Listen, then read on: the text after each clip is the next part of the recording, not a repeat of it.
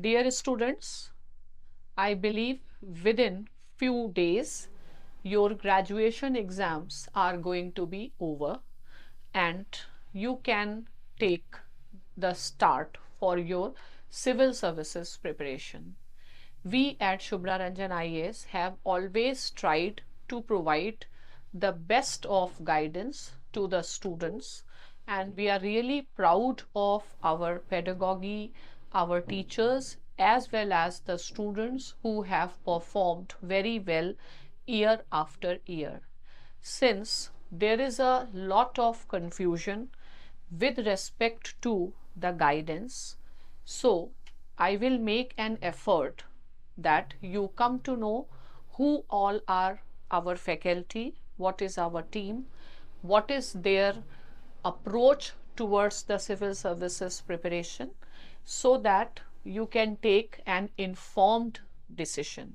So today I am really happy to introduce you to our economy faculty, Mr. Aman.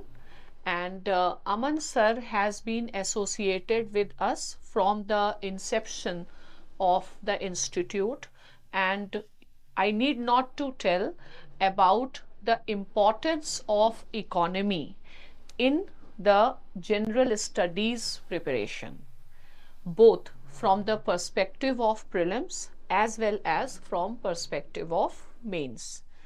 And again, economy is a technical subject.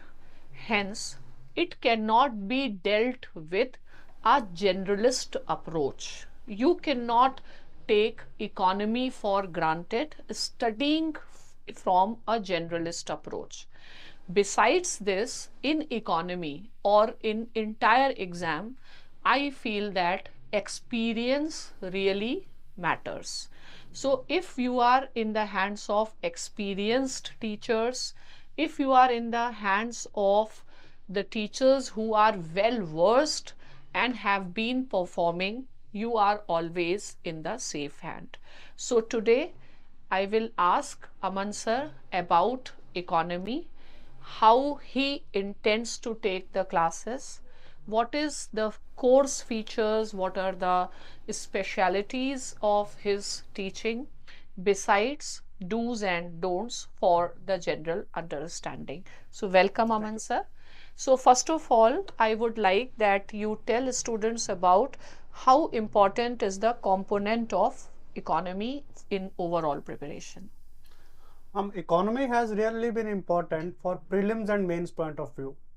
For prelims, like every year we get 15 to 20 questions from the economy part. And in the mains, we get around 8 to 10 questions from the economy. The part is like we have clear segregation from where the questions would be asked. For example, if I talk about prelims, questions are asked from fiscal policy, taxation, monetary policy, inflation, balance of payments. There would be hardly a question on agriculture, infrastructure, land reforms. So student has a clear-cut vision, like student has a clear-cut direction, what to study, what not to study. Similarly, for mains exam, ma'am, questions are from land reforms, crop diversification. And mains like the questions are simple, direct also. So student can attempt them with a good accuracy also. And I think whenever they go for interview, besides the foreign policy and national political issues, they ask lot of questions from economy, and until and unless they are not comfortable with economy as a subject, it is difficult to take the positions and give the answer. And regarding economy, even I would like to point it out that political science is one of the most favored option, preferred option. And if we look at international relations, the second paper is very scoring paper, and international relation is driven by economy. So if you have a good understanding of economy, then only you can understand international politics, because what is international politics? Driven by economics. WTO, G20, Global South. So always look things from the perspective. Now regarding economy, what is the nature of the subject, because subject seems to be very dynamic where students normally have a problem. Then economy has lot of jargons. So how you are going to help our students means they should be able to make jargons easy to understand, and second, how are they going to cover the basic and the current part? Yes, economy is technical in nature. It's probably the most feared subject for all UPSC aspirants. It's most fearful probably because the students have never read economics. They have read history, they have read geography, polity, they have some understanding. So if they read polity, they would have read in NCERT, Supreme Court, Council of Ministers, Prime Minister. If it is history, they would be here, they would have heard something about Aurangzeb, Akbar, Mahatma Gandhi. Same with geography, they would be knowing about Himalayas monsoon. So they are aware about the subject. This awareness, it gives them a sort of confidence that we can handle the subject. If we talk about economy as such, most of the students do not read economics in their 10th class, 12th class. So that brings a sort of fear, a sort of apprehensiveness about the subject. And especially jargons are there. Especially jargons. For example, they may say कि Aurangzeb, Mahatma Gandhi approachable है.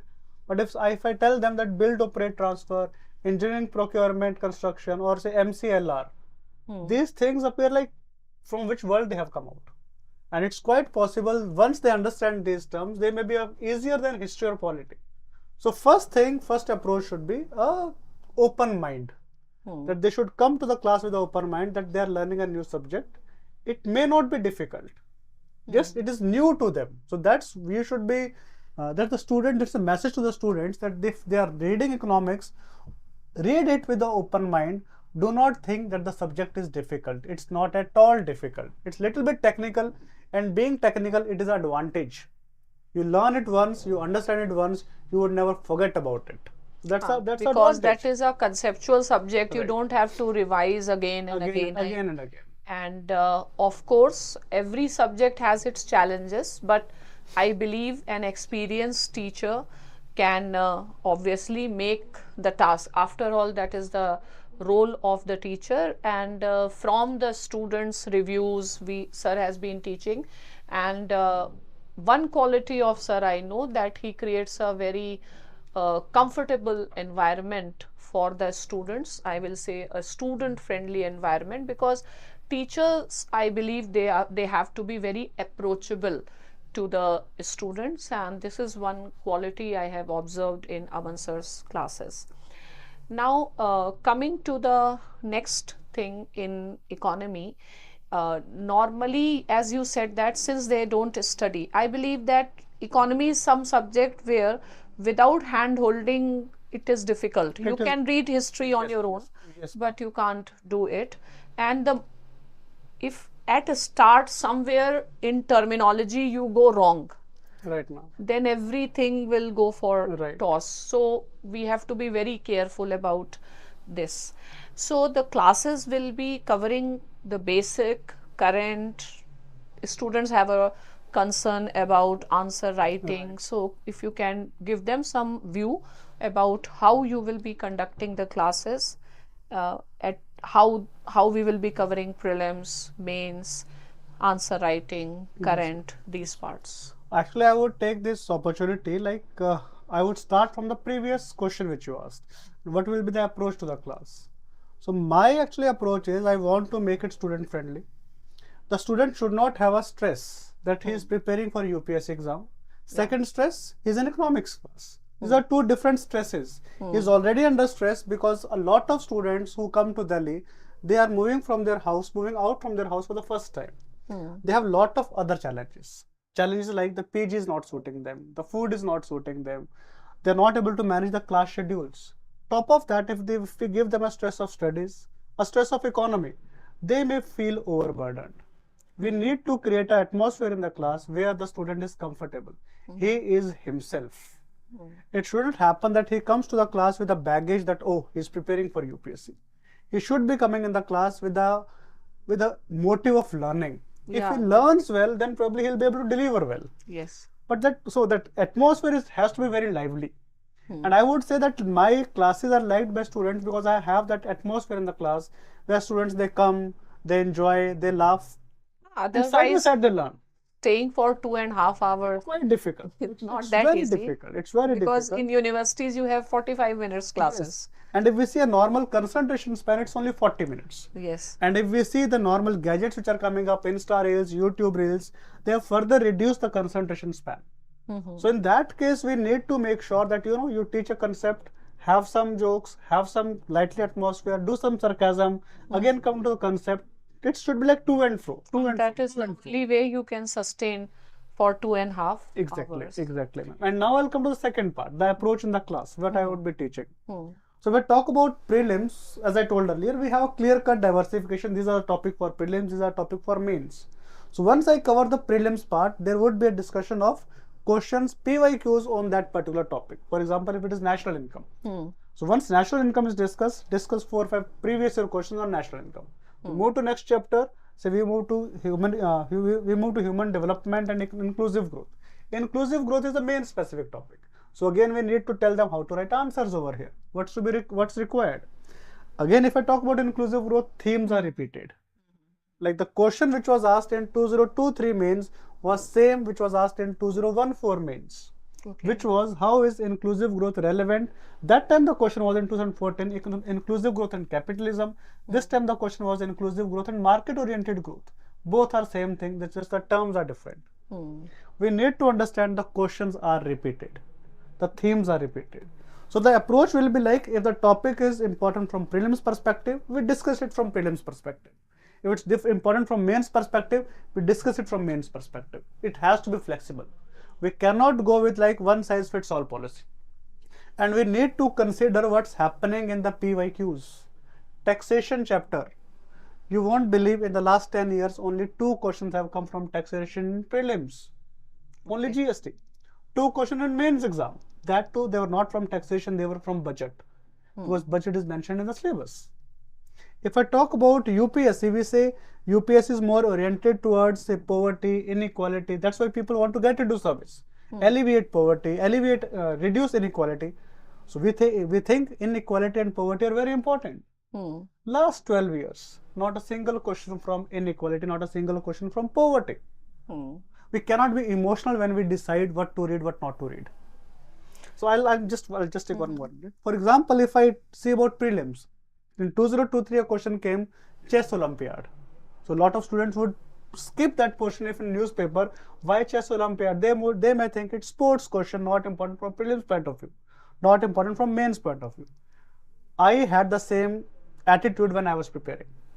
It was 2011. We had Formula 1 racing happening in India for the first time. I was thinking Formula 1 racing, a sports game, probably a game of riches, not important for prelims, not important for mains. I skipped everything which came in the newspaper.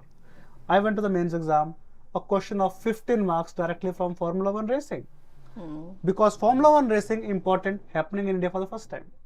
Chess Olympiad important was happening in India for the first time. So we need to understand what is important, what is not important. A meeting happening for the first time is important. Conventional happening for the first time is important. It's second, third, fourth time not at all important. So I believe that when I see the students, I believe that what they really require is hand holding. Yes. And this is what we emphasize in our institute, where teachers are not just instructors, they are your motivators, they are your friend, philosophers, and guide. And if you provide hand holding, we have seen the students giving very good results. Yes. Because number of times that they may be lacking confidence. Yes. And one should always look at education from a very holistic point of view. What we see, the student suicide and all these type of things. So it is very important that a teacher's role has also changed. Yes, ma'am. And they have to perform, or they have to act as the students' friend, philosopher, Yes. and guide. And this is where we emphasize on. So now we will ask one question from Aman sir, like as a teacher, uh, what he thinks is his biggest asset, so that our students they can understand. Means every teacher has his asset. So if Aman sir has to describe the best part of it, what will be that? Well, if I would say my best part is delivery. I would make the difficult of difficult concepts to be explained in lucid language, simple language. I would relate it to students' life. Mm-hmm. Students' life, student eating samosa, Okay. student having a poha, student going to his PG.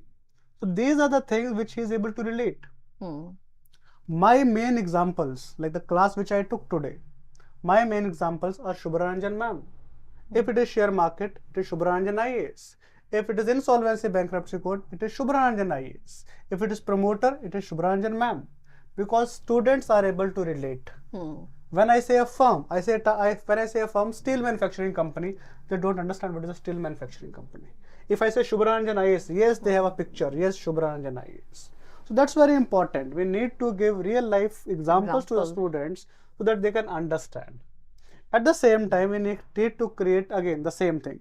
We need to create a very, very light atmosphere in the class. Students should be able to grasp, and at the same time, you should be approachable.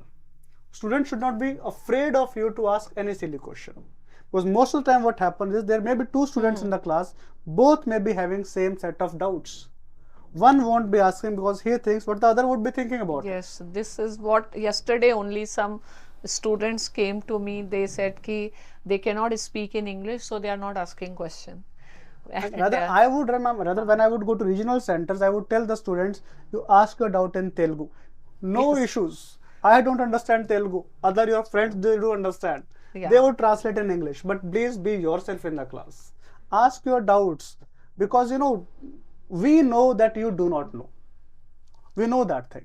So when we know that you do not know thing and you are here to learn, so come here and learn. Don't be apprehensive of what other people are thinking about you.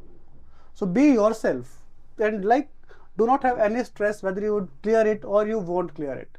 You would always become knowledgeable. You will become a better human being, better citizen of India by going through this whole process.